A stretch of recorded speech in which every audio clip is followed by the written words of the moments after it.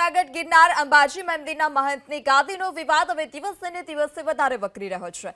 ત્યારે આ જ વિવાદમાં હવે મુચકુંદ ગુફાના જગતગુરુ મહેન્દ્રાનંદ ગિરિજી મહારાજે પ્રતિક્રિયા આપી। મહેન્દ્રાનંદ ગિરિજી મહારાજે મહેશગીરી બાપુએ લગાવેલા તમામ આરોપોને ખોટા ગણાવ્યા। એટલું જ નહીં, મહેશગીરી બાપુએ ધર્મ વિરુદ્ધ શોભે નહીં તેવું કામ કર્યાનો પણ આરોપ લગાવ્યો।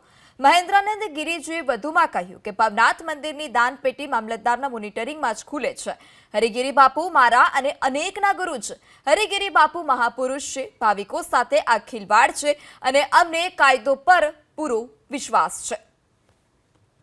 ભૈરવ જયંતિના દિવસે જ્યારે કુંભ મેળાની ધજા લાગી એ દિવસે અખાડાના તમામ ભારત વર્ષના પદાધિકારીઓએ મળી અને હરિગીરીજી મહારાજે એમને પૂછ્યું કે ભાઈ આવો એક ખોટો લેટર કોઈ મૂકેલો છે, એનો જવાબ આ પંચદશામ જૂના અખાડા દ્વારા તમામ અધિકારીઓની બેઠક મળી અને બેઠકની અંદર જાહેર કરવામાં આવ્યું કે ભાઈ અખાડા પાસે આવું કોઈ નાણું છે જ નહીં। બીજું, ભવનાથમાં જે વહીવટ ચાલે છે, ખાસ કરીને ગુજરાતની જનતાને જણાવું છું કે આ પેટી ખુલે છે, એમાંથી જે કાંઈ પૈસો નીકળતો હોય છે એ પેટી મામલતદાર શ્રી ખોલે છે।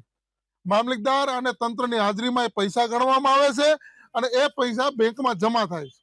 જ્યારે ભવનાથના વિકાસ માટે કે કોઈ કાર્ય માટે એ પૈસાની જરૂર પડે ત્યારે ગુજરાતના ખાસ કરી જુનાગઢના તંત્રને ચેરિટીને સાથે રાખી એ પૈસા ઉપાડી અને જે તે કામમાં રોકવામાં આવે છે। સનાતન ધર્મને બદનામ કરી રહ્યા છે, જે ખરેખર આ સારી વાત નથી। એટલે મહાત્માજી આપ સમજી અને હવે પછી આ બધું બંધ કરો તો ખૂબ સારી વાત છે। અને આ કબજો કરવાની જે વાત છે તો સાહેબ દત્ત ચોક ને ચાંદની ચોક નથી બનાવવાનો।